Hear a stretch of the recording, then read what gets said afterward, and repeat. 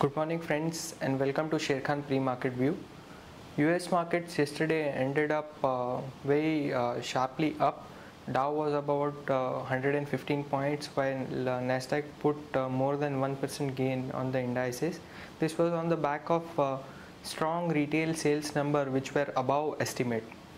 Back home in India, we saw some sort of profit booking coming in yesterday, wherein Sensex dropped by 100 points. Whereas if you look at the Asian markets, currently most of the Asian markets are trading up. Japan has snapped the 3% fall yesterday and is now up by about 1.6% after yen has just consolidated at the current zone. Even the Hong Kong indices are trading up. Singapore Nifty is indicating a positive opening today by 12 points. If you look at the flows were not quite good yesterday. FIIs were seller to the tune of 260 crores, whereas DIIs were also seller of 98 crores. If you look at on the FNO side, in index futures as well, FIIs were seller by 415 crores. To have a more holistic view on the Nifty from derivative point of view, let me invite Sadhna. Good morning friends, let's have a view on derivatives. Yesterday, markets continued to trade in a negative terrain in spite of low CPI data at 9.87, which came on Monday evening. Markets closed the session with a marginal loss of 0.46%. And in this period, we have seen that for second day in a row, market participants have accumulated long positions as around 1.88 lakh shares were added in open interest, and Nifty futures premium also increased from 12 points to 14 points. And cost of carry also increased by 24%. And on the options front, we have seen that PCR has decreased from 1.02 to 0.97, which is clearly indicating that call option has added more number of shares. Call option has added around 14 lakh shares in open interest, and we have seen that unwinding activity taking place in put option. As we can see, 6,200 and 6,200 has seen a negative, reduced the shares in open interest, and call strike of 6,200, 6,300 followed by 6,400 has added good number of shares in open interest front. On intraday perspective, support will be 6245, resistance would be 6300, 6340, and there is no security in ban period today. And yesterday FIs were net sellers in future and option segment. Overall, our stance for the market is positive as we are trading above our weekly VWAP of 6,300, 6,200. Our lower range would be 6,200 and higher range would be 6,400. Thank you. Friends, let me take you through the news which are going to hit the market and are going to have an impact on the markets today. Now today we have WPI inflation which will be announced by RBI at 12 today. Expectation is that WPI inflation will cool off to 6.99% from 7.52% that is the previous month. Also we have result coming in from Yes Bank. The estimated PAT is about 391 crores. Now yesterday Tata Motors announced its global sales number. The sales were down by about 20% from the previous year.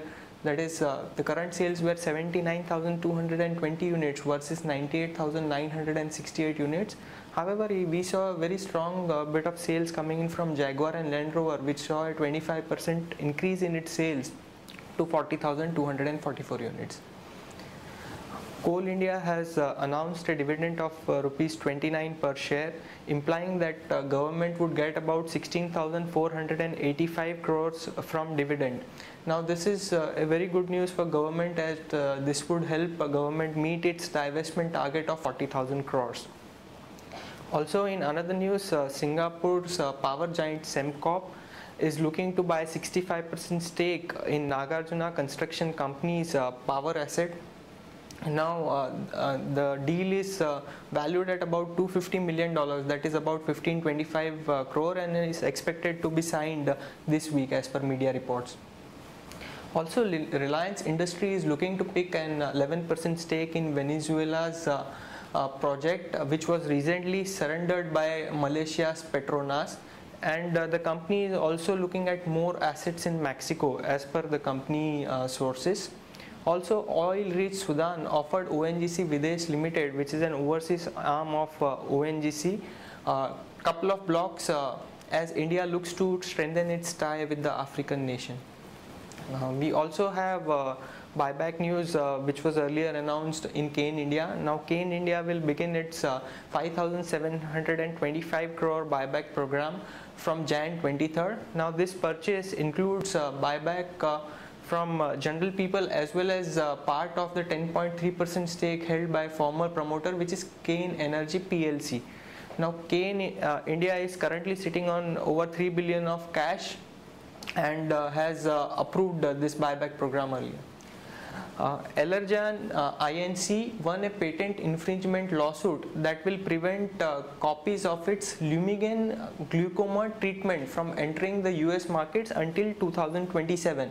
Now currently Novartis AG, Actavis, High-Tech Pharmaceuticals and Lupin would infringe Allergan's patent on this medicine.